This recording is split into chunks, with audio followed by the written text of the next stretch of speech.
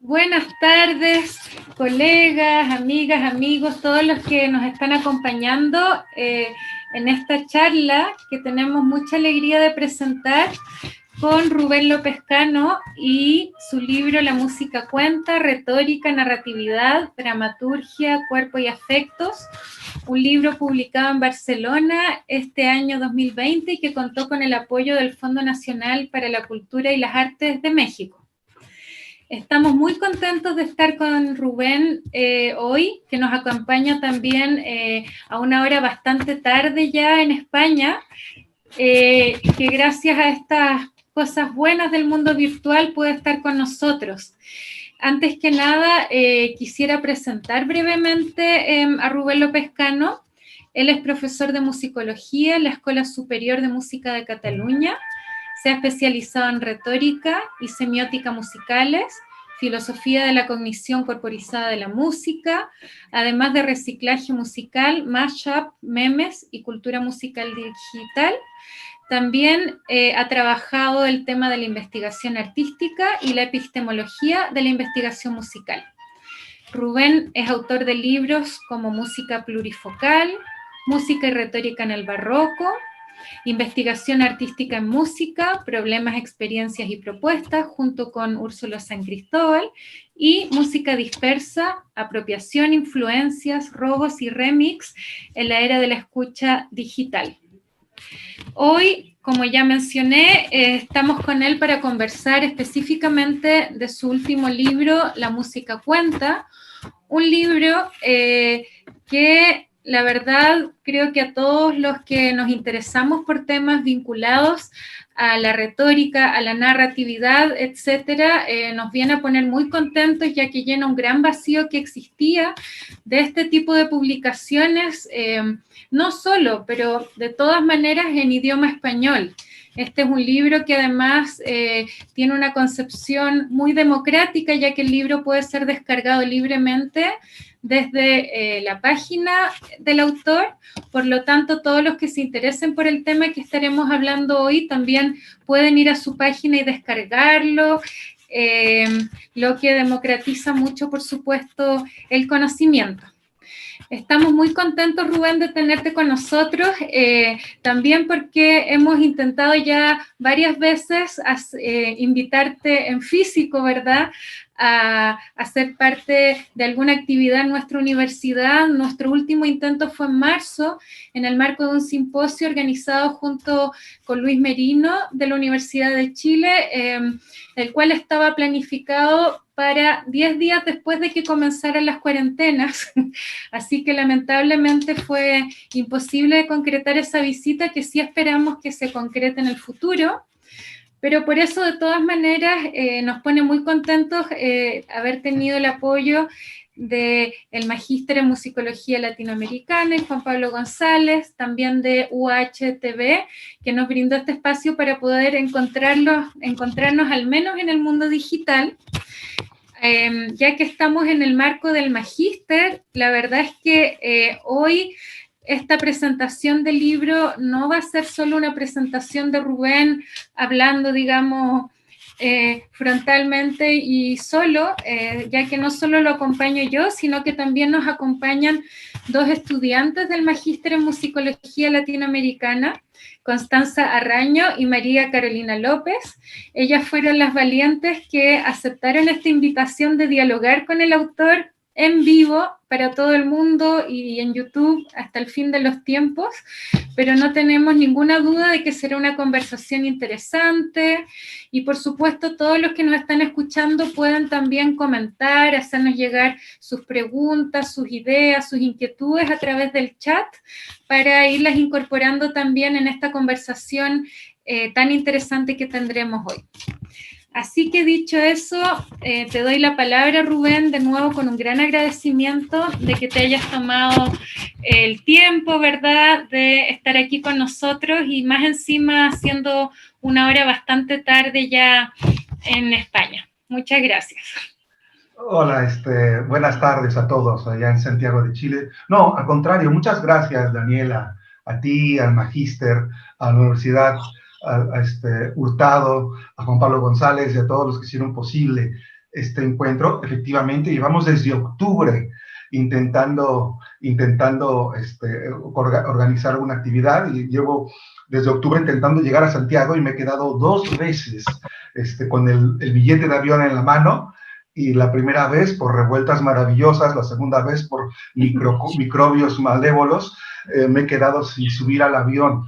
Pero eso no iba a impedir que compartiera una vez más con todos ustedes mi trabajo, y que espero que sea de utilidad, y espero que sea realmente provechoso para todos. Muchas gracias por estar aquí, Constanza, María, al equipo técnico de la Universidad Alberto Hurtado. Y bueno, pues vamos a hablar un poco de mi libro, ¿sí?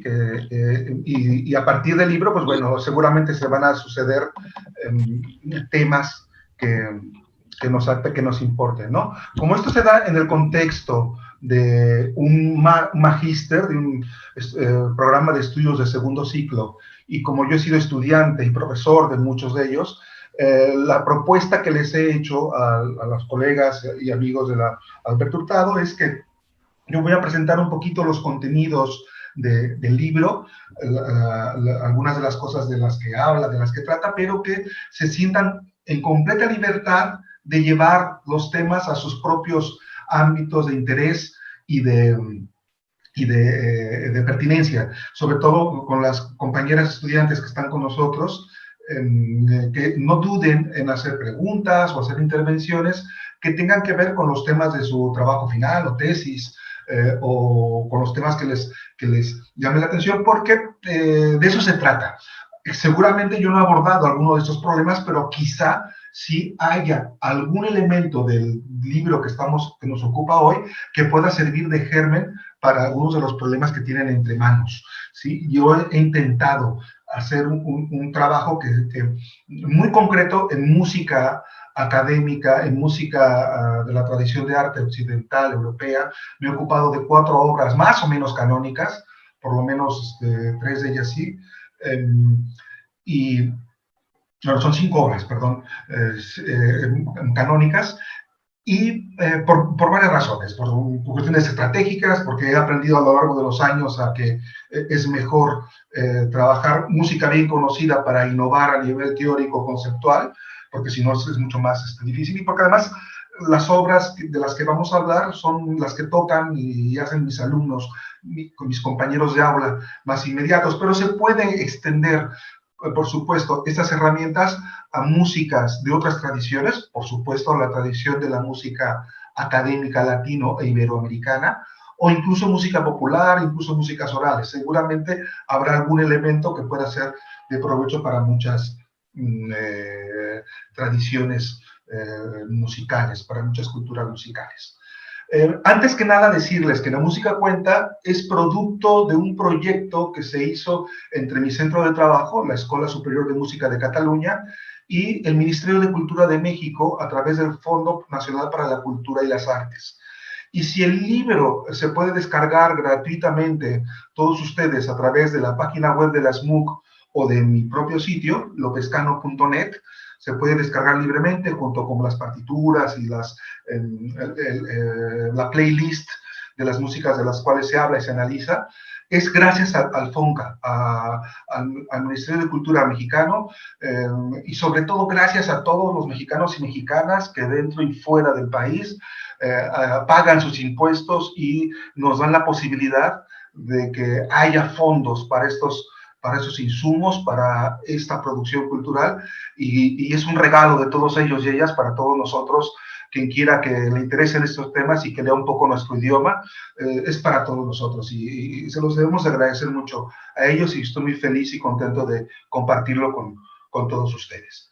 Pues bueno, vamos a entrar en ¿de qué va esta cosa? ¿De qué va el libro? Mi libro habla sobre el significado expresivo de la música, que se refiere a, bueno, esa facultad que tiene la música para sugerir movimiento, drama, acciones significativas, experiencias intensas que nos da a nivel emocional la música, a través de cambios de estados cinéticos, ¿sí? O emotivos. Quiero decir también que mi libro tiene mucho que ver con la interpretación. La música, y eso lo dije en un libro anterior, le dediqué todo un capítulo del libro Música Dispersa, la música forma parte de esas artes donde la acción del primer creador o creadora no es suficiente para que la obra artística vea la luz, funcione como tal, ¿sí? Mientras el pintor o la pintora, él o la escultora habitualmente, y él o la escritora, hacen una obra de arte, y cuando terminan de hacerla ya está la obra de arte terminada y definida. La danza, la actuación y la música requieren que venga otro agente, un intérprete, a que lea la partitura, el guión, el libreto, la pista, la huella, y ejecute aquello. Y en esa ejecución se construye un sentido, un significado artístico, y es lo que a mí me interesa. La interpretación la vamos a entender como un proceso de inferencias complejas, destinada a extraer sentido de un dispositivo textual complejo. Y por dispositivo textual no me refiero solamente a algo escrito, sino un texto visto en términos genéricos como un conglomerado de una entidad significativa que signifique cosas. Un texto puede ser una película, una sinfonía o una obra cinematográfica, ¿sí?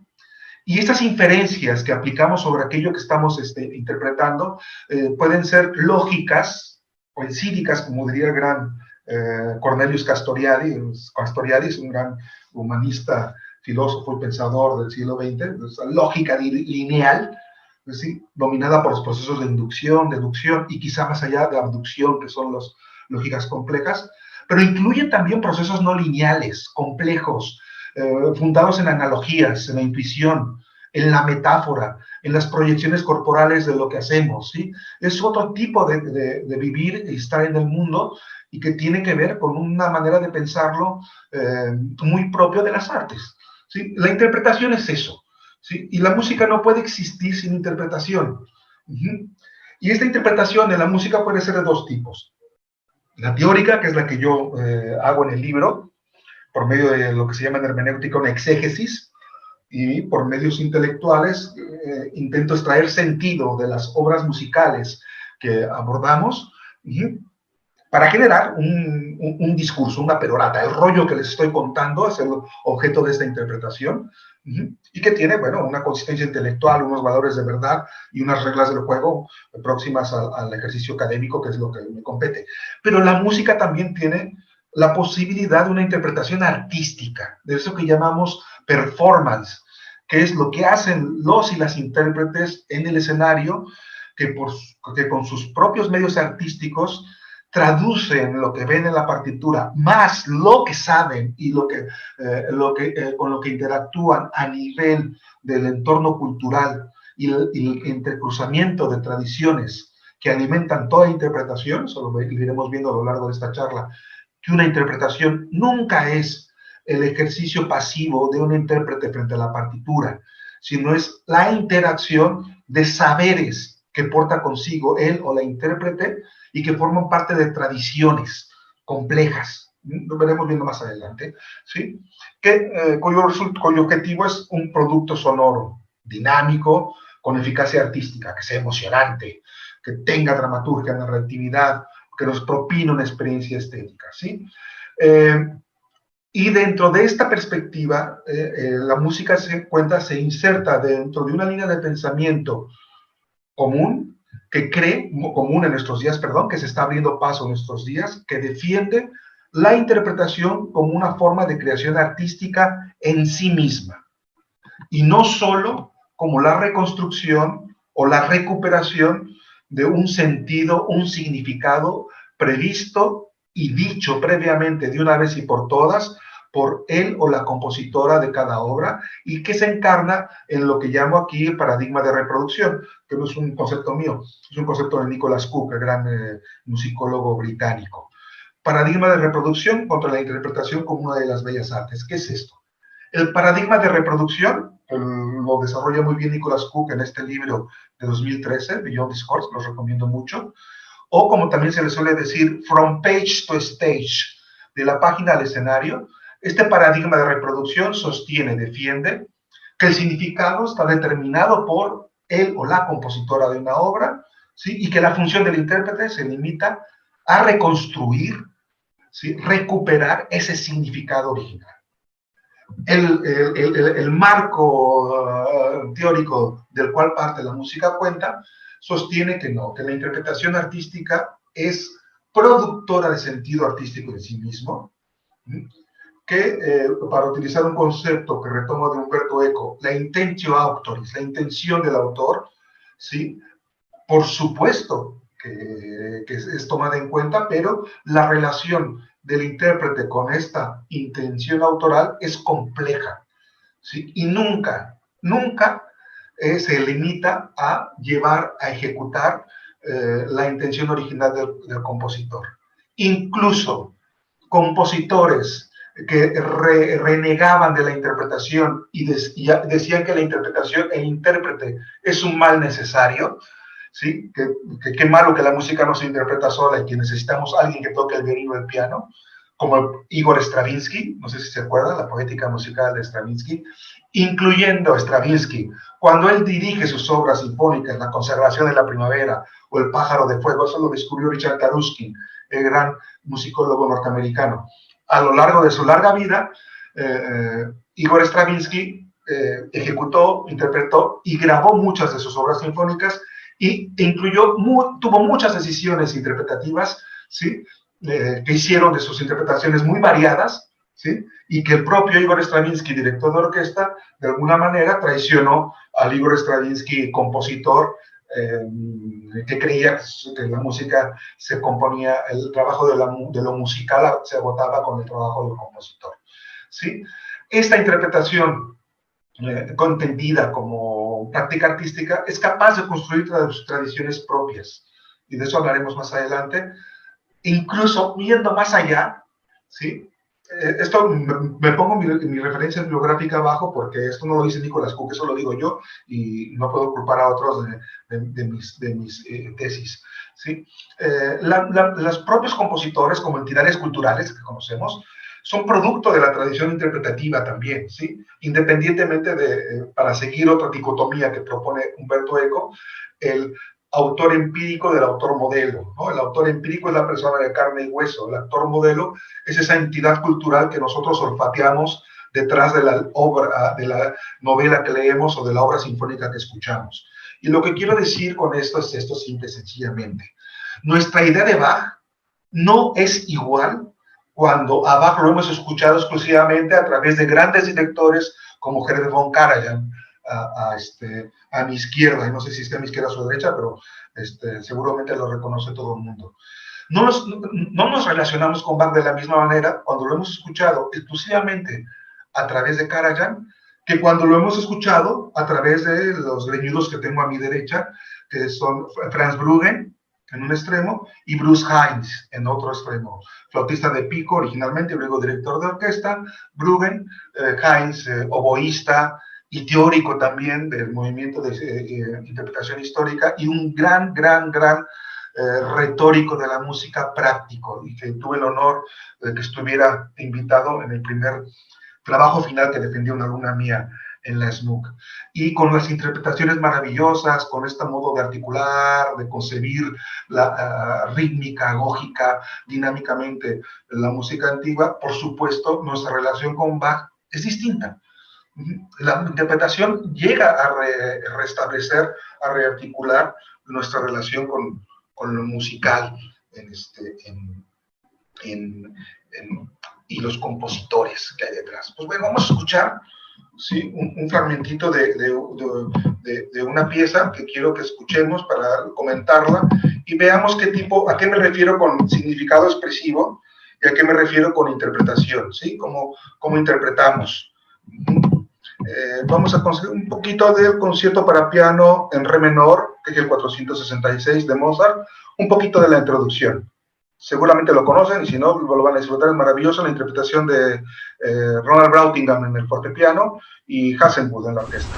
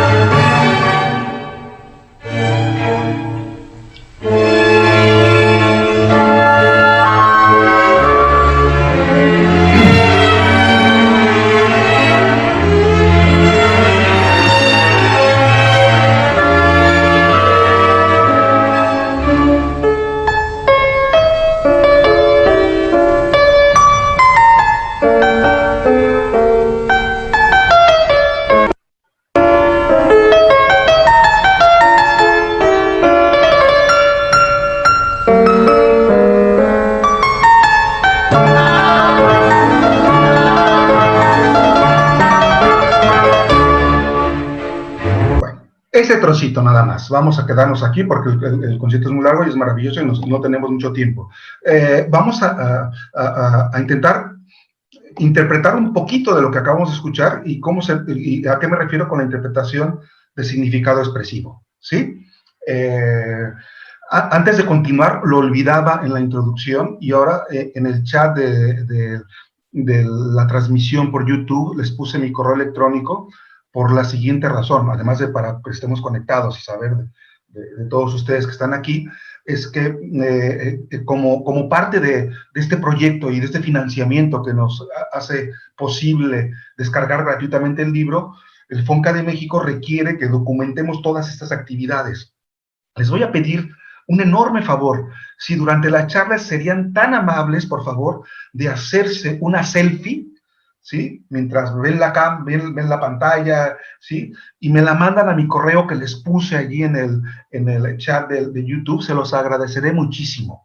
Además de alegrarme mucho de verles que estuvieron con nosotros y nosotras acompañándonos esta tarde, le va a venir muy bien a mis amigos del FONCA para documentar todas estas actividades que hacen y demostrar que pese a la pandemia y todo eso, la actividad llegó a la gente que debió llegar, que es a todos y cada uno de ustedes. Se los agradezco muchísimo. Una selfie, por favor, rapidita, una o varias, y me la mandan a mi correo electrónico y se los agradeceré muchísimo. Y si no se atreven a mi correo, bueno, a alguien, a Daniela de la Universidad de Alberto Hurtado, sería extraordinario. Bueno, como nos están acompañando dos compañeras del Magíster, quiero que escuchen este trocito y que me comenten qué cosa de relevante ven en la música. Escuchen, vamos a comenzar a interpretarla de forma expresiva.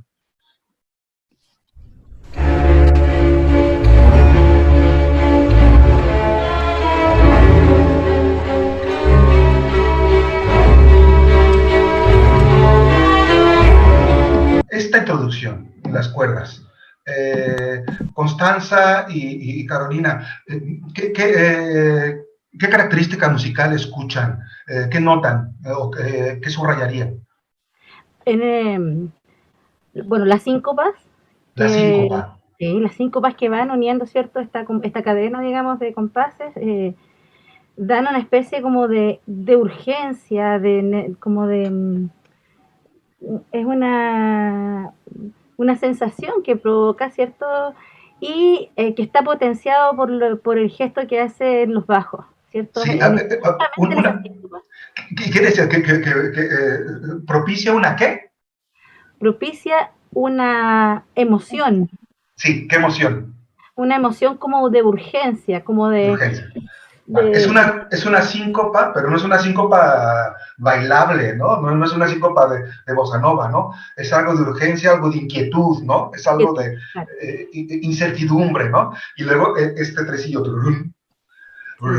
que dibuja una escala menor melódica, ¿sí? Que está como que emborronando esto. Bien, la cosa no va de síncopa gozosa, ¿no? Sino va por otro lado, ¿no? Muy bien. Vamos a escuchar el siguiente fragmentito. Perdón, ¿puedo intervenir? Sí, claro. Es que a mí me pasa algo distinto de lo de Carolina, porque precisamente la síncopa ni siquiera la noté, preferí no mirar y no la noté. Porque lo que noté fue esta nota repetida precisamente, y esas notas repetidas que te hacen ir a alguna parte, que direccionan demasiado el discurso. ¿Qué notas repetidas? ¿Qué notas repetidas? Por ejemplo, el violín, re, re, re, re, re, a eso me refiero, la nota repetida que hay en las cuerdas. Y encuentro mucho que lo que hacen los graves, pero en realidad el tutti, da perfectamente la armonía, queda muy clara en qué armonía estamos, en qué tono estamos. Y me parece que eso es súper relevante para el discurso que se forma también. Entonces, un poco distinto, yo no sentí esa sensación de urgencia, sino de andar, como de que avanza, de que viene algo que va a ser más interesante que lo que estamos escuchando, que es una preparación. Es una preparación y viene algo. Pero no eres capaz de decir de qué naturaleza tiene ese algo, si es agradable, desagradable. Yo creo que va a ser muy intenso, es lo que me pasa con la armonía, y no sé, algo muy interesante también. Algo muy intenso. Sí, yo creo que el recurso máximo que aquí está ocupando es la rítmica. Armónicamente no se mueve tanto, pero es la rítmica y estos gestos que ocurren justo en ese síncopa que se supone que es como siempre para descansar, pero a veces te mueve el piso. A todo esto yo soy violista, entonces sé mucho de síncopas. Claro. Bueno, escuchemos el siguiente fragmentito. Siempre nos tocó eso, sobre todo en Mozart. Entonces, claro, eso como que te mueve el piso, entonces genera como una inestabilidad. Inestabilidad, sí, esas son las sensaciones. Sí, fíjense, lo que sigue.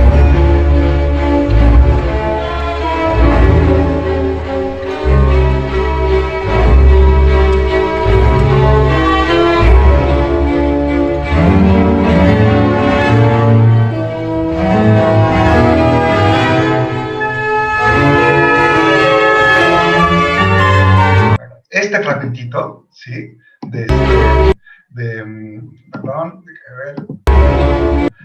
Pariran, pariran, pariran, pariran, pariran, pariran. Eso se llama, en retórica se llama gradatio, y es un ascenso, ¿sí? Que va en secuencia por grados conjuntos, ¿sí? Y que está intensificando lo que venía antes, ¿no? Mientras las notas repetidas eran demasiado estáticas anteriormente, ahora comienzan a subir, la intensidad va subiendo, y el dibujo del bajo, ese tresillo, ¿sí? Se va incrementando en su frecuencia, ¿sí? Y eso en retórica le llamaban congeries. Aparecía cada tiempo fuerte, y ahora ya aparecen dos por cada compás, ¿sí? ¿Lo ven? ¿Lo escuchan? Y hay un sentimiento de acumulación y un sentimiento de incremento en la intensidad expresiva, ¿no? ¿Están de acuerdo, chicas? Como el recurso del estreto, también para... Sí, puede ser. Y todo esto conduce hacia...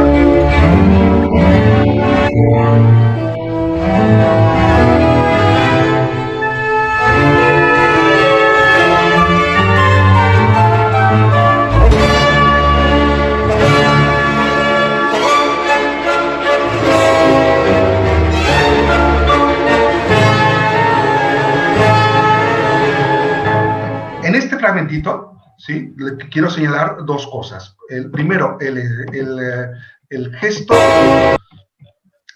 que va subiendo ya el tresillo con la estructura menor melódica, ¿sí? Va subiendo y estalla en esta nota superaguda en el re, en los violines, rim, pam, pam, pam, pam, ¿sí? Esta nota sobreaguda es una exclamación, y que también se le llamaba hipérbole, una exageración, y tiene mucho que ver con los tipos melódicos de la ópera, pero de los inicios de la ópera, del siglo XVII, cuando las melodías imitaban la elocución verbal de los personajes, ¿sí? Y poco a poco se fueron codificando hasta llegar a la música instrumental. Y esto es una especie de grito, donde la tensión que se venía acumulando con esta síncopa rara, oscura, con este ascenso, la congenies y la gradatio, estalla en esa especie de grito que va a rematar en este fragmento.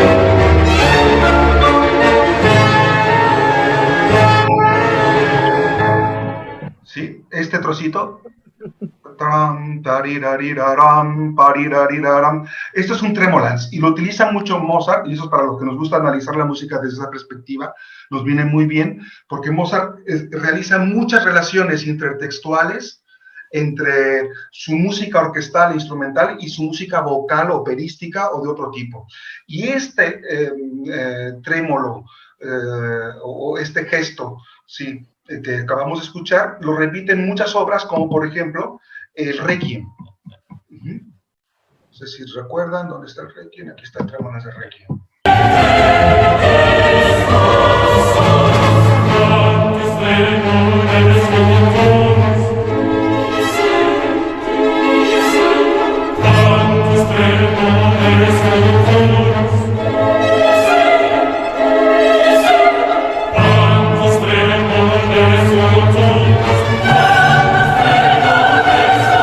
Cuánto temor habrá en el futuro, ¿no? El día de la ira.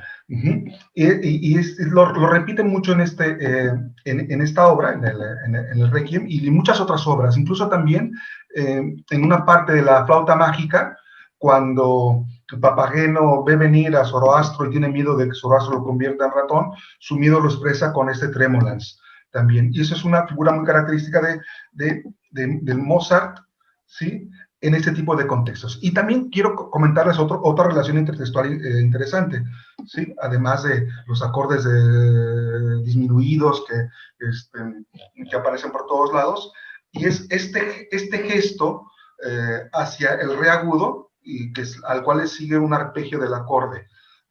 Pam, pam, pam, pam, ¿sí? Eso también tiene una relación intertextual con varias obras de Mozart, incluyendo una escena de la ópera Idomeneo, rey de Creta, ¿sí? El oráculo hace la aparición, ¿sí? Porque Neptuno está lanzando un castigo tremendo, lanzando un castigo tremendo a la ciudad, y les peta a Idomeneo. Idomeneo, tienes que sacrificar a tu hijo como lo prometiste, porque si no, Neptuno va a seguir lanzándonos estas calamidades. Y fíjense cómo es el gesto melódico que le acompaña en esta elocución.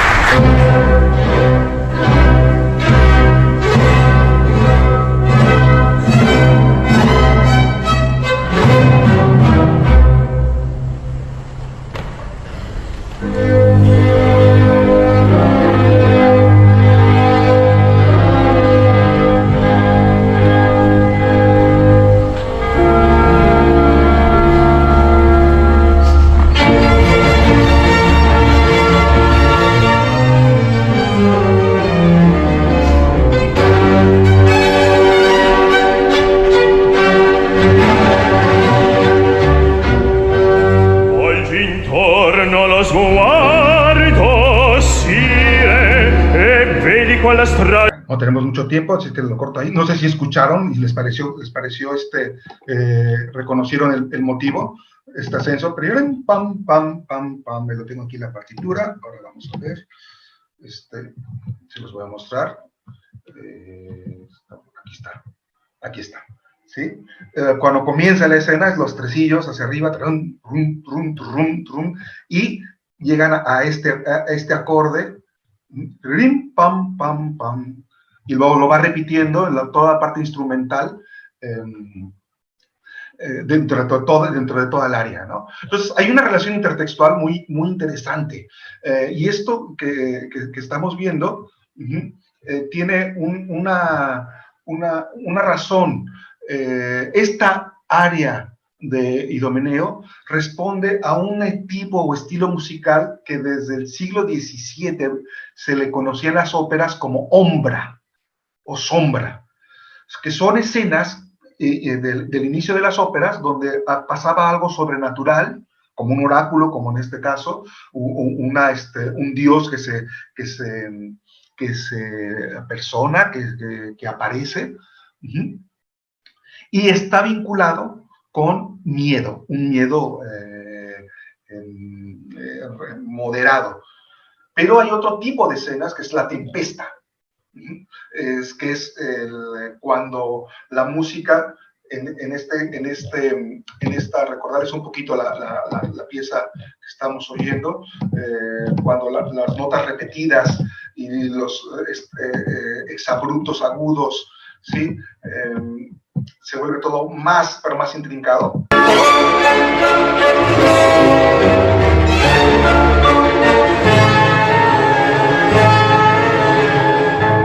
Y este gesto que van a escuchar.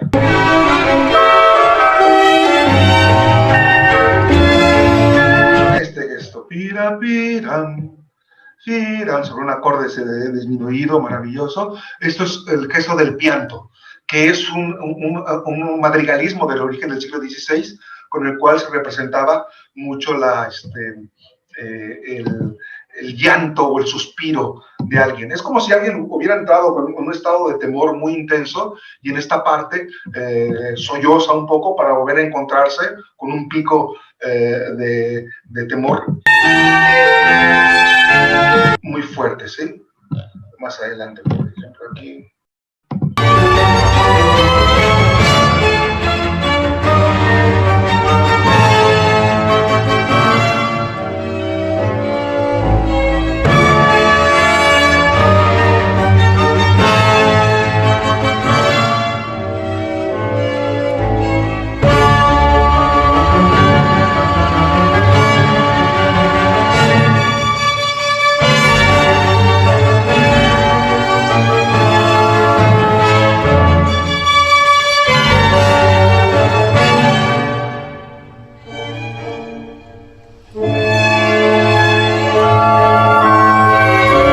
En este trozo vimos estos descensos al acorde de napolitana, maravilloso, la exclamación y el arpegio que colisionan con un acorde de sexta napolitana, y estas notas repetidas que escuchó Carolina desde el principio se volvieron cada vez más intensas, más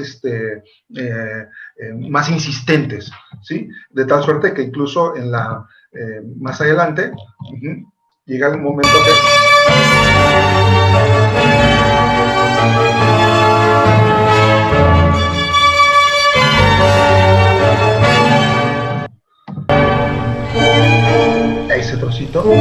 ese trocito que es como si entrara en una duda, ¿sí? Pues bueno, esto es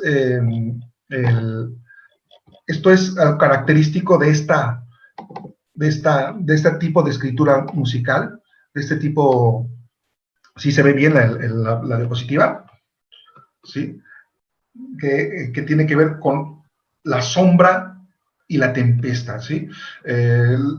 Tiene que ver con esto, antes lo llamábamos Sturm und Drang, en relación a un movimiento literario del cual perteneció Goethe y muchos otros alemanes, pero Clive McLellan, este autor que les cito aquí, está insistiendo con mucha precisión y muy documentado que es mejor hablar de géneros como ombra y tempesta más que de Sturm und Drang, porque el Sturm und Drang no existió en música, y por un lado, en cambio ombra y tempesta sí es una tradición musical, y que además son tradiciones musicales anteriores al movimiento literario del Sturm und Drang.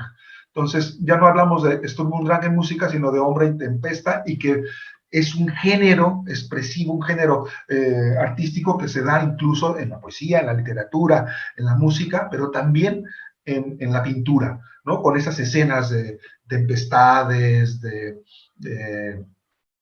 naufragios, ¿sí? Y en este concierto para piano, para resumírselos bastante, completamente está orbitando estos estados anímicos del temor, del miedo, ¿sí? Y como elemento contrastante, el piano intenta introducir todo el tiempo y lo logra durante algunos momentos introducir una paz, una calma, e incluso pastoral. Un poquito resumiéndoles mucho el análisis que hago durante un capítulo del libro, este primer movimiento del concierto para piano de Mozart es, a nivel dramatúrgico, narrativo, una especie de lucha entre las fuerzas del miedo que quieren implantar el terror y que están encarnadas fundamentalmente en la orquesta, mientras el piano intenta sofocarlas y apaciguar el espacio expresivo, ¿sí? No sé qué les parece, chicas. ¿Me creen o no me creen? ¿Les parece sensata esta interpretación o les parece inverosímil?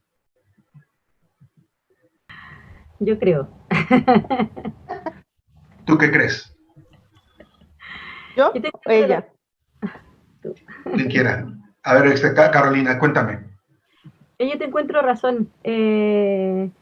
Y bueno, esas cosas, este tipo de análisis sirve para, es súper obvio, pero le sirve al director como para poder embeber a los músicos, ¿cierto? De la intención que tiene con su propia idea de interpretación. Exacto. Como director orquestal. Exacto. Y permite crear un concepto de interpretación de la obra, o sea, permite, mira, vamos a dirigirla hasta este lugar. Hemos escuchado un par de interpretaciones distintas, pero Brautigam estoy seguro que sí comparte en cierta medida este tipo de análisis, porque además, pero ahora les comento esto. ¿Y tú qué piensas, Constanza? Bueno, a mí me hace mucho sentido esta interpretación. Yo pensaba que a mí Mozart, compositor instrumental, a veces me gusta y a veces no, pero Mozart, compositor de ópera, mi cabeza explota. Quiero escucharla entera de principio a fin y me gustaría escuchar las oberturas varias veces, porque creo que lo que hacen las óperas es increíble. Es como escuchar romanticismo de un siglo y medio después, con unos detalles estilísticos que no son románticos, pero todo lo que se hace en términos de repente ni siquiera expresividad, pero de una música que acompaña un discurso verbal es impresionante. Entonces a mí sí me hace sentido esto de Mozart, y también me hace sentido que él lo vaya traspasando a otras obras, a obras que no son vocales, y porque hay parte de un discurso completo que creo que Mozart refleja en sus músicas distintas. Perfecto, exactamente. Además, Mozart lo que hace es servir de pivote entre la tradición dramatúrgica, operística o de música escénica que viene desde el 16, desde el 17, perdón, sobre todo, desde el surgimiento de la ópera, ¿sí? Y lo encausa hasta la tradición del siglo XIX. ¿Sí? Esa es una de las labores de Mozart. Y por eso te suena también. Y una de las características de esta intertextualidad, bueno, esta es una interpretación posible. Una de las características de la interpretación es que uno no puede interpretar de una vez y por todas una obra. Una interpretación tiene muchas posibilidades, muchos matices, y puedes estar de acuerdo o no con la interpretación, puedes estar conforme, puedes matizarla, puedes ampliarla o puedes desecharla. Y eso es lo interesante que tiene la interpretación, que es inagotable. Entonces, yo lo que he intentado hacer es, en este libro, proponer algunas de estas interpretaciones como posibilidades de comprensión de la obra que pueden servir para soltarme un rollo teórico, como ahora, como para modelar, generar una interpretación musical, artística posible. A través de las diferentes herramientas que voy presentando, que los y las músicas sean capaces de conceptualizar y generar un proyecto de interpretación de las obras que van tocando, ¿sí? Y si se dieron cuenta, partimos, uno, de intuición, lo que la música nos dice, pero luego utilizamos referencias históricas, ¿sí? Hacia estilos o géneros históricos, utilizamos mucha intertextualidad o vínculos de piezas con un significado más estable, sobre todo las que vienen en contexto verbal, tienen un significado más estable, y las utilizamos para descifrar el significado más ambiguo de la música instrumental. Pero luego también, a lo largo del libro van a ver que también hay muchas tradiciones de interpretación, ¿no? No soy el primero que señala las relaciones de este movimiento con el género ombra o tempesta, o como el Sturm und Drang. Hay muchos estudios y muchos análisis musicales que ya hacían este trabajo, y entonces ya viene uno orientado con cierta tradición, y uno puede discutir, estar de acuerdo o no con ciertas cosas. Ahora les voy a mostrar algo donde yo no estuve de acuerdo, pero ya viene también con ese tipo de tradiciones. Entonces, lo que propongo en La Música Cuenta son una serie de herramientas para hacer este tipo de análisis que, utilizando y basándonos, por supuesto, en las características estructurales, armónicas, formales, intertextualidad y ciertas categorías e información histórica, ¿sí?, podemos llegar a comenzar a vislumbrar, conceptualizar significado expresivo. Entonces, de las herramientas teóricas que utilizo es la vieja retórica de los siglos XVII y XVIII, ¿sí? Que en el libro hago también una crítica y señalo cuáles son sus limitaciones, y pretendo complementarla con semiótica musical, sobre todo la semiótica que deriva del filósofo norteamericano Charles Sanders Peirce y del Umberto Eco, en el ámbito de la interpretación textual y literatura, y sobre todo de la semiótica musical de Robert Hatten. Y aunado también, y ahora si quieren después hablamos por qué y cuál es el motivo de intersectarlo todo con la hermenéutica también. La hermenéutica de Gadamer y de Riquet sobre todo, y luego la tradición musical hermenéutica del siglo XX, que se prolonga desde los trabajos de Kressmark, Schering y sobre todo de Lawrence Kramer. Y por último, Carolina Bay, que utilizo mucho, ¿sí? Estas son las bases teóricas que aplico a diferentes obras, ¿no? Parto de obras vocales, porque siempre es más sencillo imaginar esto, y analizo, por ejemplo, este madrigal de Sigismundo de India, no sé si lo conocen, Despiedata Piedade. Es un compositor increíble del XVII, y como me interesa el significado expresivo desde la perspectiva de la interpretación exegética, pero también de la interpretación artística, complemento mis especulaciones sobre lo que pasa en el madrigal con el análisis de algunas grabaciones, para constatar que estas grabaciones maravillosas, increíbles, desarrollan los principios puestos en la obra de manera muy distinta. Les comento rápidamente. Sigismundo de India toma un fragmento de una obra de teatro que se llama La Minta, de Torquato Tasso, ¿sí?, del siglo XVI, y que es este pastorcito que vemos aquí, que está sufriendo y penando por el amor de Silvia. Y este mito o este tema pues, sirvió de base para pintura, como la que estamos viendo, para literatura, para poesía, y también para diferentes obras musicales, como la de Erasmo Marotta, o la pieza del propio Sigismundo de India. Y relata el momento en el cual el pobrecito pastorcito Aminta está dialogando con otra ninfa que se llama Dafne. Dafne es amiga de Silvia, la ninfa por la cual el pobrecito Aminta está sufriendo, y Dafne le está dando ánimo, le dice, no cejes, continúa seduciéndola, continúa pretendiendo su amor. En aquella época no era vigente todavía el no es no, ¿sí? Le animaba a que siguiera intentando. El problema está que el pastorcito llega a un momento que se cansa de tanto desprecio que le propina la ninfa, y en este momento de la obra le espeta a Dafne: ya, no me des más ánimo porque tu piedad resulta despiadada. Lo único que estás haciendo es prolongar mi agonía de amor. Silvia no me hace caso. ¿sí? Bueno, para no hacerles el cuento largo, Silvia al final de la obra sí se enamora de Aminta, pero en este momento está muy cansado Aminta y está francamente desesperado. Entonces vamos a ver 3 interpretaciones distintas de este madrigal y vamos a ver cómo construyen un trocito que espero que permita que observemos cómo de la misma obra se generan 3 concepciones muy distintas del madrigal, ¿sí? Del pastorcito. Entonces, es el primer verso, Despiadada Piedad, ¿sí? Que vamos a escucharlo en 3 versiones. Yo lo que hice fue analizar cuáles eran los movimientos del pastorcito que está verbalizado en el texto del madrigal, ¿sí? Sus movimientos, sus reacciones emotivas. Y la primera versión que vamos a escuchar, un trocito, es de La Veneciana, dirigida por Claudio Cabina, recientemente fallecido, desafortunadamente, en la grabación maravillosa del 2009. Antes de que... ¿Sí?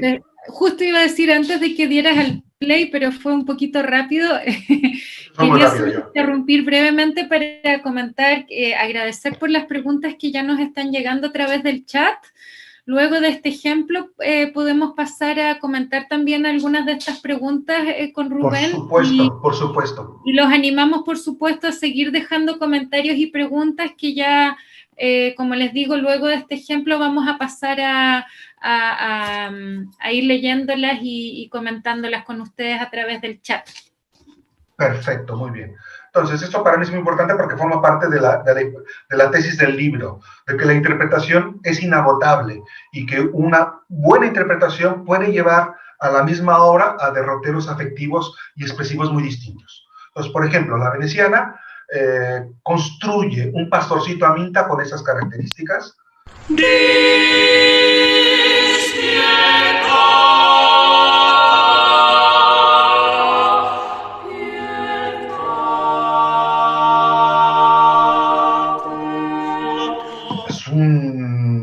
Muy poderoso, con las voces muy amplias, la amplitud que dio el madrigal en el 17, graves, muy graves, y agudos, muy agudos. Como pueden ver, la masa coral declamatoria sostiene mucho la dinámica de la primera palabra, hace un silencio dramático, que en retórica se llama aposiotesis, y ralentando bastante, cambiando el tempo más bien, ¿sí? Pietate, ¿sí? La hace mucho más piano, con una pequeñita, muy discreta, como mesa de voce, ¿no? Que va de piano a forte, de forte a piano, y ralenta hacia el final. Esto es lo que hace La Veneciana. Ahora, por contraste, veamos cómo inaugura el madrigal la Capella Mediterránea, dirigida por Leonardo García Alarcón.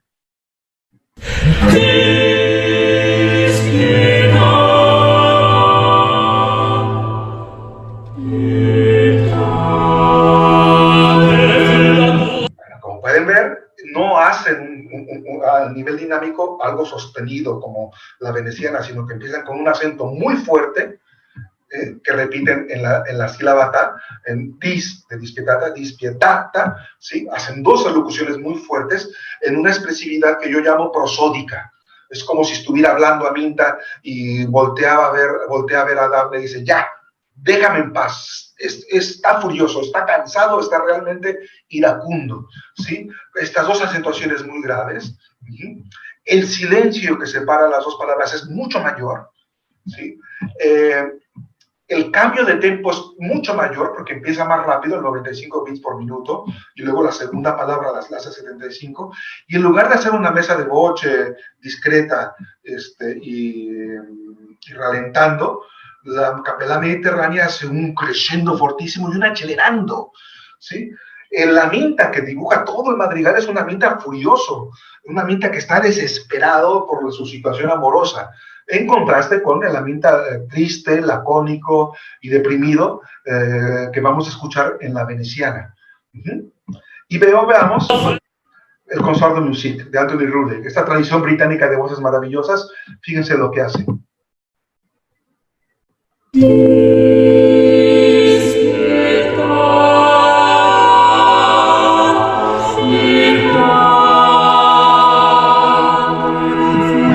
La interpretación de Anthony Roulet es muy preciosa a nivel vocal.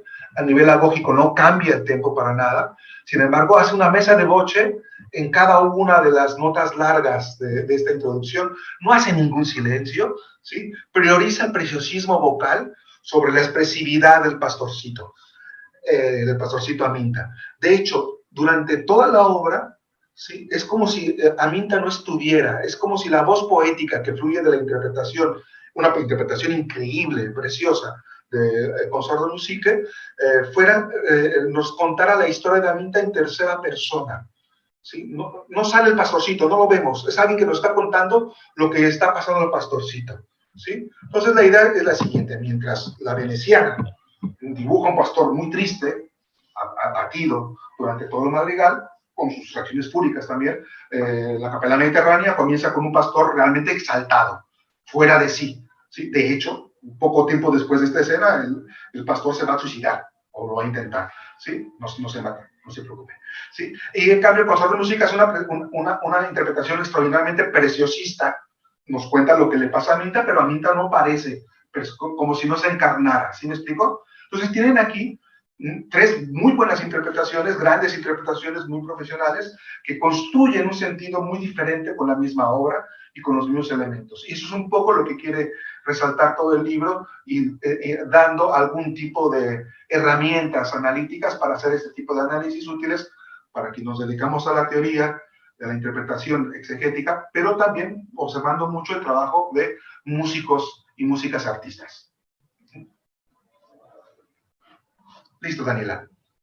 Sí, yo no sé si antes de dar las preguntas, si Carolina y Constanza todavía querían agregar algo más. Sí, se puede. Hay algo que me está dando vueltas hace rato, y es un poco mezclando, bueno, la conversación previa que tuvimos, que es a propósito de dos cosas. Cuando estamos hablando de estas músicas que quizás esto en particular no estaba pensado para ser representado, pero sabemos que los madrigales tienen un gran potencial de representación escénica. Me parece que hay tres niveles posibles, dentro de muchos más, pero estoy catalogando tres niveles posibles de interpretación. La que hace el músico intérprete, la que hace el músico intérprete instrumentista, por ejemplo, el cantante con su voz, pero también la interpretación performática, la que ya se hace a través del cuerpo, y finalmente una interpretación que es la del público, que es que recibe el público de lo que escucha. Por un lado está eso, y por otro lado, estoy pensando quizás que puede ser más evidente en otros ámbitos como la etnomusicología, por ejemplo, que cuando estamos trabajando con discursos, estos discursos traen historias. Estoy pensando en un caso particular. En las óperas chilenas hay varias óperas que tienen, por ejemplo, elementos de pueblos originarios. Yo no voy a entrar en la discusión si es apropiación, si no lo es, porque no lo voy a tomar ahora.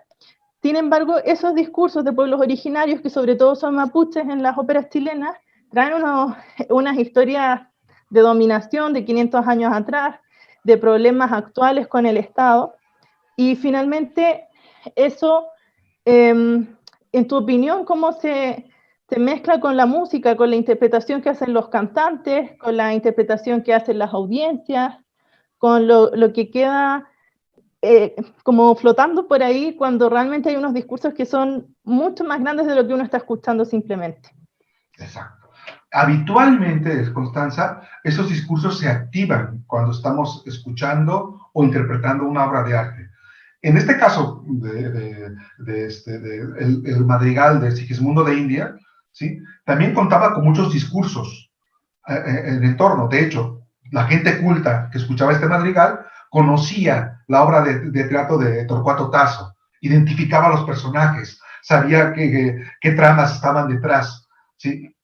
Había, de hecho, en teoría semiótica, a todas las obras de teatro, los poemas o las pinturas que se hacían, como la que vimos del Pastorcito Aminta, son interpretaciones del mito de la historieta, son interpretantes que están circulando socialmente y que nos ayudan a darle sentido, ¿sí?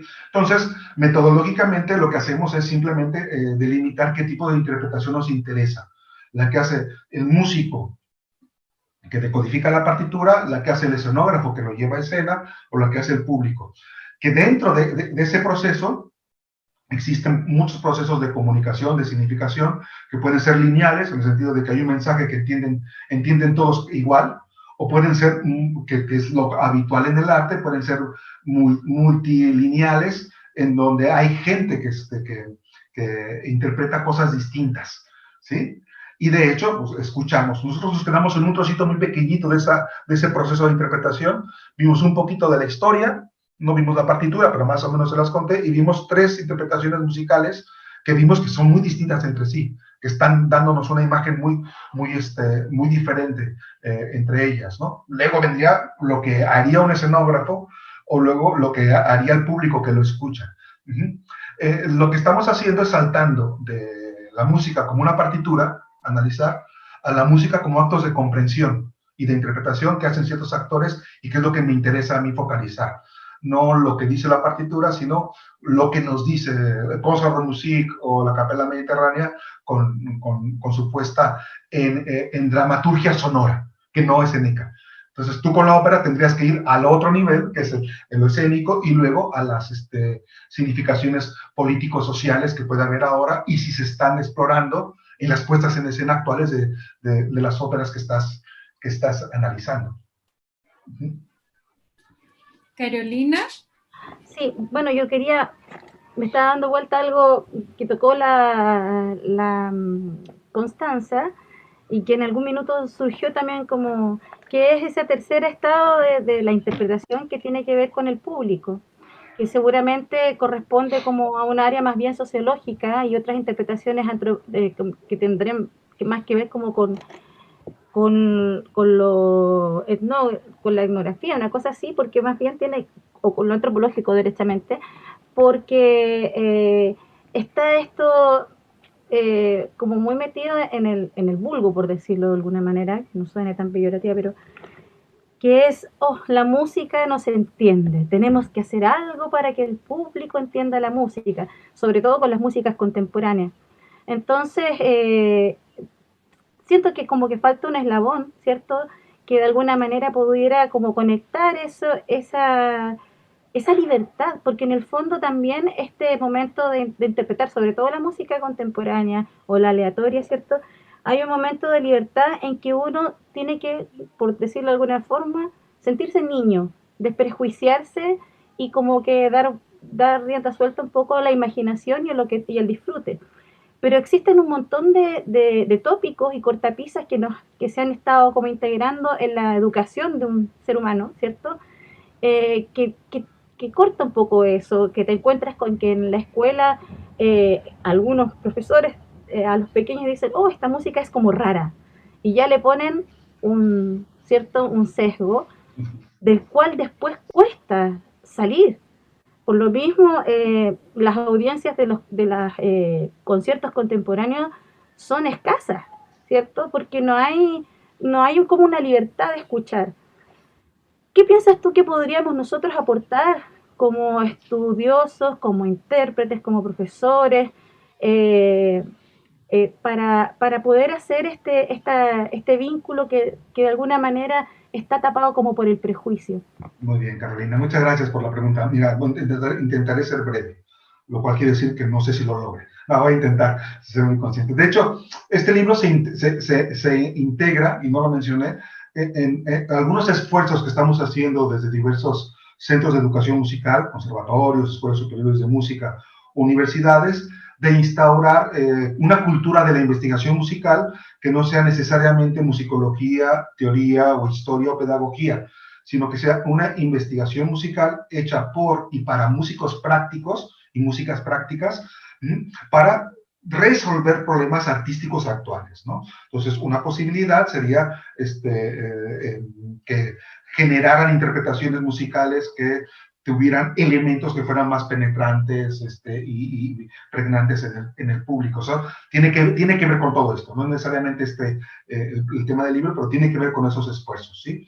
Yo simplemente lo que les sugiero a mis alumnos es que pensemos el cambio de circunstancia social entre diversos repertorios. En música popular urbana, y eso Juan Pablo González lo sabe muy bien, existe un concepto muy bonito que se llama escena. La música no es solamente la partitura, el músico, sino una escena, todo lo que interviene en la producción musical, la discográfica, el dueño del antro donde tocas, quién vende la guitarra que tocas, ¿sí? El público que va, tanto los groupies que van, tus fans, como la gente común, el crítico, el periódico, toda esta interacción. Y simplemente pensar en esto. Cuando trabajaba Mozart o trabajaba Sigismundo de India, quien le pagaba por su trabajo era el destinatario final, ¿sí? El que escuchaba su madrigal le pagaba y lo mantenía y le daba su sustento. Había una relación muy directa. En cambio, actualmente, por cosas que han sido maravillosas, porque gracias a esto el arte es mucho más accesible para todos que en la época de Mozart, ¿sí? Quien decide que una obra se programa no es el destinatario final, sino son una serie de intermediarios, ¿sí? Que han hecho que la escena se complejice.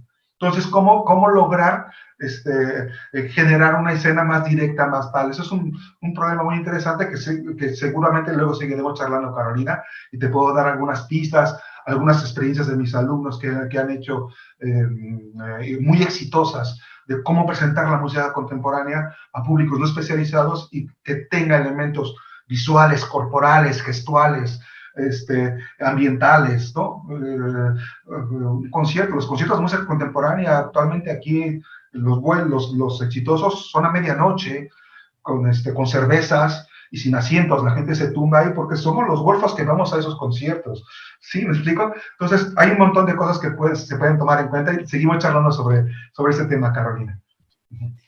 Bueno, ahora sí voy a dar algunas preguntas. Tenemos a Cristian Díaz O'Ryan, que hace bastante rato ya formuló una pregunta bastante específica y después te voy a hacer una pregunta del chat más general.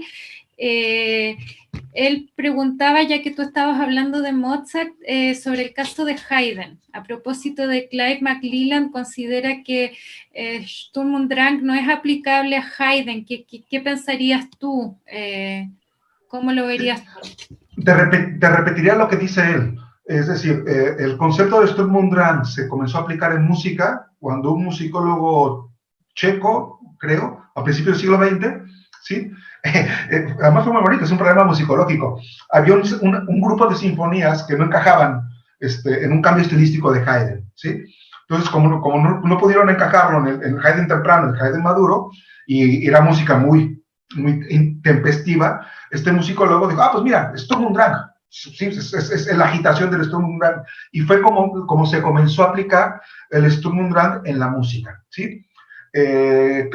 McClive nota, sí, pero ese estilo de esas sinfonías de Haydn las tiene también en sinfonías mucho más tempranas y posteriores, o sea, no es un periodo exclusivo. Y luego, si comenzamos a analizar, que es lo bonito que tienen estas investigaciones, no solamente a Haydn, sino a los músicos contemporáneos, ¿sí? Vemos que este tipo de escritura es muy común y no aparece con nombre, y cuando aparece con nombre, aparece con el título Tempesta. Y él descubre que existe una tradición de este tipo de música que va mucho más allá del Sturm und Drang, va desde principios del 17, ¿sí? Y eso es algo muy bonito que tiene que ver con la interpretación también, que es que un musicólogo recupera información documental y nos dice, miren, creo que estamos conceptualizando mal esto, ¿sí? No es Sturm und Drang, es más bien, además hay muchos elementos de la música que no comparten ni cronología, ni elementos estéticos con el movimiento literario, ¿sí? También eso hay que tener que verlo. Entonces, nosotros tenemos una tradición de música más longeva, que es la Tempesta. Miren, ópera tal, ópera tal, ópera tal. Vamos a ver las óperas del 18. Y vamos a ver compositores no solamente como Haydn o Mozart. Y surge uno, otro y otro y otro, y entonces es cuando comienza a argumentar por medios de historia, por medios de compatibilidad estilística, la conveniencia de cambiar de etiqueta, ¿sí? Y esto que hizo McClive muy interesante, que separó, ¿sí? Nosotros llamábamos a un bloque Sturm und Drang y dice, no, mira, hay una cosa que se llama Ombra y otra cosa que se llama Tempesta. Se parecen mucho, pero hay cosas de diferentes. Es mucho más intensidad patética, patos intenso. La Ombra es un poco más contenida, más misterio, suspenso. Lo otro es terror puro, ¿sí? Y funciona mejor escuchamos mejor y se detectan mejor las variantes, las diferencias. Y luego cuando lo comparamos con la música escénica de la época, ¿sí? Esto yo lo aprendí también mucho, no solamente de MacLife, de este musicólogo británico, ¿sí? Sino también de alguien que no tiene nada de teórico, un compañero nuestro en las MOOC, que da clases de clarinete histórico, que se llama Lorenzo Coppola, ¿sí? Es extraordinario, búsquenlo en YouTube, hace unas interpretaciones de esta música del 18 increíbles con su grupo de alientos en el estilo de la época. Él, como músico que controla todo este repertorio, te señala todas estas relaciones intertextuales entre óperas de Mozart y música instrumental. Entonces tiene mucho sentido. Bueno, yo creo que ahí tú estás tocando un tema bien importante que tiene que ver también con cómo la interpretación uno la enmarca dentro de un contexto estilístico, histórico también. O sea, como que en el libro tú igual hablas de la plausibilidad de la interpretación y yo creo que acá hay un punto bastante importante que es cómo tú te enmarcas en un contexto para guiar tu interpretación. O sea, hay un marco, digamos, mayor histórico que es bueno de abordar. Y eso tiene algo que ver con la siguiente pregunta que nos lleva, bueno, justamente Carolina tras bambalinas ya había formulado una pregunta similar. La pregunta de Lohengrin Paredes tiene que ver con si tú crees que uno podría aplicar este tipo de interpretaciones a músicas populares instrumentales. Él pregunta por el caso específico de la música mexicana instrumental, pero podría también esto aplicarse, o sea, él se refiere a algunos sones y joropos, que de alguna manera cuentan un paisaje, una historia en varias partes, pero también en general creo que podríamos hacerte la pregunta, ¿cómo ves tú la aplicación de algunas de estas metodologías al estudio de la música popular? Perfecto, muchas gracias. Un comentario con respecto a la primera parte de tu pregunta. Un elemento fundamental para esa interpretación, para que sea plausible, es evidentemente atenernos mucho a la información histórica, ¿sí? A la historia. Entonces, sabemos circunstancias de creación de la obra, de recepción, etcétera, etcétera. Pero, y de ahí la importancia de traer la hermenéutica. La hermenéutica sabe, Gadamer lo hace cuando reflexiona sobre las interpretaciones que hacen los historiadores sobre el pasado. Dice, es que el pasado tal y como analizan los historiadores, no se puede entender si no es desde el presente del historiador. Y es un diálogo entre pasado y presente. Al pasado le preguntamos las cosas que nos interesa a nosotros saber. Y hay un concepto que es el círculo hermenéutico, ¿sí? Que entre otras cosas se refiere a este diálogo entre información del pasado y intereses de conocimiento, sesgos culturales o lo que sea, y que tenemos que estar simplemente alertas de que formamos parte, ¿sí?, de ese filón cultural de la historia que estamos estudiando. Entonces es muy, muy interesante, ¿no? En el ámbito de la música popular, yo creo que muchas de estas herramientas pueden funcionar de manera útil. Hay que probarlas. El espacio donde yo veo que puede haber mucho más resonancia de algunos de los conceptos que abordo es el espacio de los covers y versiones, ¿sí? Donde una interpretación de una canción, una versión de una canción, el típico unplugged, o cuando se llevan una balada muy, muy, muy romántica, o muy, muy pegajosa, muy marchosa, no sé si hacia el ámbito de la balada triste, introspectiva, hay una chica española que se llama Russian Red. Búsquenla. Ella tiene una versión de The Girls Just Want to Get Fun. Las chicas solo quieren divertirse, de Cyndi Lauper. No sé si se acuerdan, ¿sí? Hace una interpretación con su guitarra sola, melancólica, triste, que te desgarra y te hace ver, ¿sí?, la historia que estaba oculta detrás de la performance de Cyndi Lauper. Una voz femenina, clase obrera, pero muy reprimida, que su única diversión es salir de la fábrica o del salón de belleza a divertirse, ¿no? Entonces, en los covers y versiones como dice Carolina, a través del arreglo, ¿sí? Es una de los modos de manifestarse estas interpretaciones. Y estos análisis pueden ayudar a definir o conceptualizar o imaginar el tipo de arreglo que puede aplicar en una pieza para llevarla a un lado o un otro. Y también en muchas músicas tradicionales creo que puede aplicarse. Aún no lo he hecho, pero bueno, les dejo a ustedes les dejo la tarea, ¿sí? El arreglo, pregunta Carolina si se tiene que transcribir necesariamente.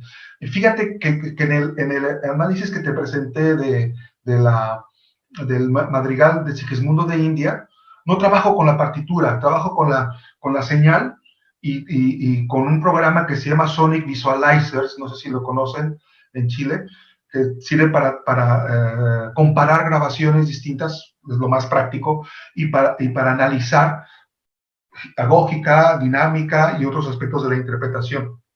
Entonces, hay momentos en los cuales hay que transcribir, pero hay momentos en los cuales a lo mejor, en este caso, por ejemplo, para mí me vino muy bien trabajar con esquemas, la señal y con esquematizaciones de agógica y de dinámica, porque se ve y se comprende mucho mejor, ¿no?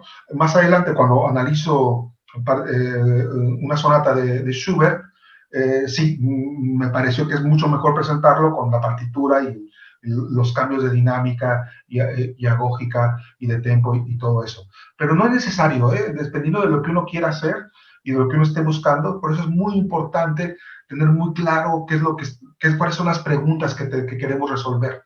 Dependiendo de estas preguntas, sabemos cuál es el mejor formato para analizar la música. Si su transcripción o su representación por medio de un sonograma, un cronograma, un decoupage, como el cine y el audiovisual. ¿Sí? Bueno, muchas gracias, Rubén. Hay dos preguntas más. Yo quería aprovechar de decir que también nos han llegado muchos saludos. Tenemos aquí participando con nosotros estudiantes, egresados del magíster, colegas, amigos. Y te voy a formular dos preguntas. Una es más cortita, la otra es un poco más larga, y yo creo que ya saliendo de esas dos preguntas quizás nos va a quedar tiempo para una preguntita más, para que los que les queda una duda muy urgente dando vueltas en su cabeza todavía se animen a hacerla por el chat, pero tanto tiempo más no tenemos. De todas maneras, si me permites, recuerden que me pueden hacer la pregunta por escrito. Les puse en el chat de YouTube mi correo electrónico, y no se olviden, por favor, de mandarme una selfie. Me dará mucho gusto a mí y a mis amigos del FONCA, les quitará un problema de encima, se los aseguro. ¿Sí? Muchas gracias, perdón. Buenísimo. Bueno, la primera pregunta de Diego Videla es: ¿cómo se puede conectar interpretación musical con identidad musical? Esa sería una. La segunda, de Melody Mitchell, es si tú ves una relación entre la retórica musical y la teoría de los afectos y la escucha corporizada, o la asignación de significados a través del cuerpo. Esas serían las dos preguntas. Muy bien, primero a Diego. Sí, a ver, no estoy seguro qué entiendes por identidad. Si una identidad nacional o una identidad del música persona, tal y como lo entiende Auslander, Philipp Auslander, como el músico. Pero sí, definitivamente hay que negociar en la interpretación entre el mood, el carácter y el actor que te demanda cada pieza y tu personalidad propia, ¿no? O sea, como un papel de un actor, el actor tiene que prestar su cuerpo y su voz a las características del personaje. Entonces, un actor que siempre se actúa a sí mismo es un mal actor, ¿sí? Entonces, tiene que ser versátil y tiene que adaptarse al personaje que le está demandando el libreto o el guión. Pero un actor también tiene sus marcas de identidad propias y sus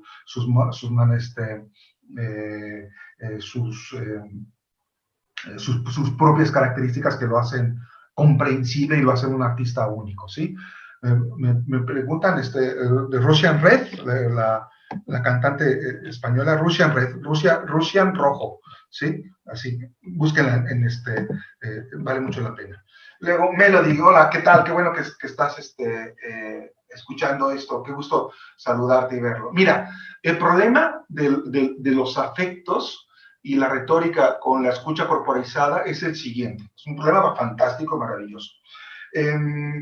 La gran revolución de la teoría de la concepción de cómo funcionan las emociones, los afectos, las pasiones, como quiera que se le llame, durante el siglo XVII y que marcó una gran ruptura y que queda bien representada en el Tratado de las Pasiones del Alma de Descartes, pero que se publicó en 1640 y pico, ya muy tardío, gracias a que la reina, se fue el nombre, la reina de Suecia se lo llevó a Estocolmo porque le interesaba mucho ese tema, gracias a eso lo escribió, si no, no lo hubiera escrito, pero desde principios del 17 se llevó a la práctica, gracias al diálogo entre artistas y académicos que había en las academias, como la Academia Fiorentina, en Florencia, los Invagiti, en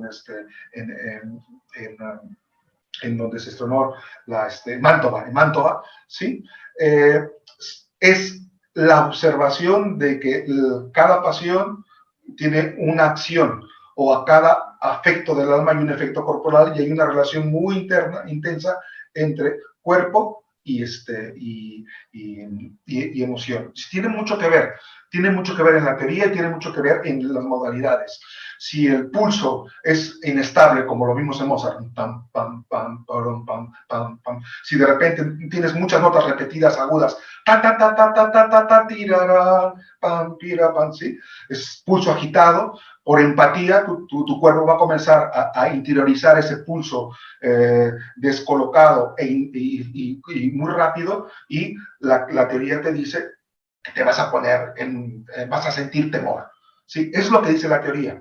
Pero también, en el siglo XVIII, lo dice Matheson, Matheson no tanto, pero sobre todo la generación posterior, ¿sí? En donde lo importante de los afectos era reconocerlos, aunque no los vivieras.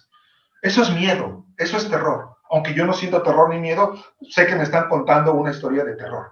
Y la música del 17, sobre todo del 18, está en esa ambivalencia, en donde lo importante era que fueran reconocidos como arquetipos o prototipos de expresividad afectiva, aunque lo sintieras o no lo sintieras. Bueno, creo que ya vendría a ser la última pregunta. Aprovecho nuevamente de saludar a los colegas que están en distintos países también. Tenemos también de Argentina. Melody, no sé si estás en estos momentos dónde, pero... ¿Quién sabe dónde está, María? Está en todos lados. Y ahora nos está escribiendo Juan Pablo Moreno esta última pregunta, que él está en Alemania, así que está madrugando igual que Rubén. Nos pregunta sobre la diferencia entre la interpretación históricamente informada y la interpretación historicista, entendiendo que la primera trae elementos del pasado descritos en tratados u otros documentos para traerlos al presente, mientras que la segunda intenta recrear de manera auténtica las obras, incluyendo instrumentos de época, condiciones acústicas. Pregunta si se puede hablar de autenticidad o cómo conviven la multiplicidad de interpretaciones posibles. Gracias Juan Pablo. Perdona, me quedé con una frase que no dije para la pregunta de Melody. Lo más probable es que para entender la escucha corporizada y todo eso, la retórica, teoría de los afectos no sea suficiente. Eso es lo importante, ¿sí? Que para entender y aproximarnos a la música desde esa perspectiva, creo que puede ser útil la teoría de los afectos y las figuras retóricas, pero nunca van a ser suficientes. Habrá que integrarlas a un corpus conceptual más complejo y más profundo. Eso es lo que me pasó a mí en este libro, ¿sí? Ahora, Juan Pablo, gracias por que me quedé con eso. Sí, mira, a ver, de hecho, existe una gran discusión y aparentemente a nivel teórico lo tenemos muy claro, pero en la práctica sigue habiendo una inclinación, un criterio de autenticidad que gobierna el discurso y la ideología de muchos músicos, en el sentido de que desde hace mucho tiempo ya no se habla de autenticidad porque es es una contradicción a nivel filosófico, a nivel intelectual, de hablar de, nunca sabremos si es auténtico o no auténtico lo que se hace.